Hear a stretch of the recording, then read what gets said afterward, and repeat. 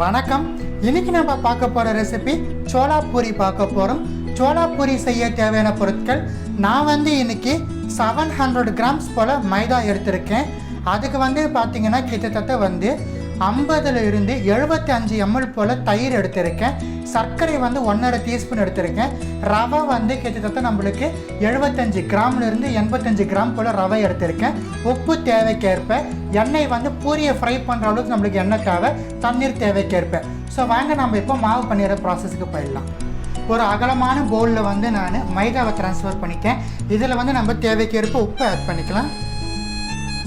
எடுத்து வச்ச ரவையை ஆட் பண்ணிக்கலாம். நல்லா கலந்து விட்டுடலாம். உப்பு ரவை மாவு நல்லா கலந்து விட்டுடணும். நம்மளுக்கு ஒன்றோட நல்லா மிக்ஸ் ஆகணும். நம்ம எடுத்து வச்சா சர்க்கரை ஆட் பண்ணிக்கலாம். நல்லா மிக்ஸ் பண்ணி விட்டுடலாம். நம்ம எடுத்து வச்சிருக்கிற தயிர் கிட்டத்தட்ட புளிக்கிற ஸ்டேஜுக்கு முந்தின தயிராக இருக்கணும். புளிச்ச தயிர் விடக்கூடாது. ஸோ தயிரை ஆட் பண்ணிவிட்டு நம்ம நல்லா கலந்து விட்டுடலாம். ஏன்னா நம்ம மாவை நல்லா ஒரு 1.5 மணி நேரத்துலேருந்து 2 மணி நேரம் போல் ரெஸ்ட் கொடுக்க போகிறோம். அந்த ஸ்டேஜில் தான் நம்மளுக்கு தயிர் புளிக்கணும். ஸோ நம்ம புளிச்ச தயிர் ஆட் பண்ணக்கூடாது. இப்போ நம்ம கொஞ்சம் கொஞ்சமாக தண்ணி சேர்த்து நம்ம மாவு பிணைஞ்சிக்கலாம். நான் நார்மல் வாட்டர் தான் யூஸ் பண்ணுறேன். ஸோ கொஞ்சம் கொஞ்சமாக தண்ணி சேர்த்து நம்ம மாவு பூரி மாவு பதத்துக்கு பிசைஞ்சு எடுத்துக்கலாம். ஸோ மாவு நான் கிட்டத்தட்ட 15லேருந்து 20 நிமிஷம் போல் கைவிடாமல் மாவு பிணைஞ்சு எடுத்துட்டேன். இந்த போல் நம்மளுக்கு கொஞ்சம் டைட்டாக பூரி மாவு பதத்துக்கு நம்ம பிணைஞ்சு எடுத்துக்கணும். இந்த மாவு 2 மணி நேரம் போல் நம்மளுக்கு நல்லா ஊறணும். ஸோ நல்லா ஊறட்டும். அதுக்கப்புறமா நம்ம சோளா பூரி எடுத்துடலாம். இங்கே பாருங்கள், நம்ம மாவு ஊற வச்சு சோளா பூரிக்கு 2 மணி நேரம் போல் ஆகிடுச்சு. இப்போ நம்ம சோளா பூரியை இட ஆரம்பிச்சிடலாம். இங்கே பாருங்கள், ஒரு சின்ன போர்ஷன் எடுத்திருக்கேன் நம்ம ரெடி பண்ண தோலிருந்து.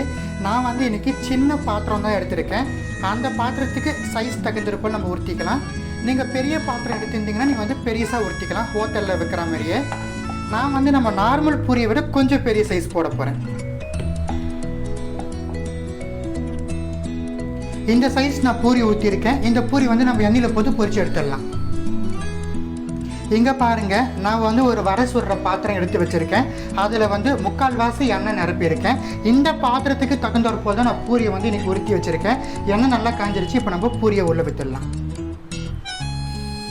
ஸோ பூரி நம்ம எப்பவும் பூரி விடுற மாதிரி விடணும். பூரி இத்திடுமே பாருங்கள், நம்மளுக்கு மேலே நல்ல புஷ்ஷுன்னு வருது. இதுதான் சோளா பூரி. நல்ல இடுப்பில் அமைக்கிட்டே இருக்கணும். ஸோ பூரி வந்துடுச்சு, நம்ம எடுத்துடலாம். பாருங்கள், கலக்கெல்லாம் ரெஸ்டாரண்ட் ஸ்டைலில் உங்களுக்காக நான் இன்றைக்கி சோளா பூரி செஞ்சு காமிச்சிருக்கேன். மறக்காமல் இந்த சோளா பூரி அவங்க வீட்டில் செஞ்சு சாப்பிட்டு பார்த்து எப்படி இருந்துச்சுன்னு கமெண்ட் செக்ஷனில் தெரிவிச்சிருங்க. நன்றி, வணக்கம்.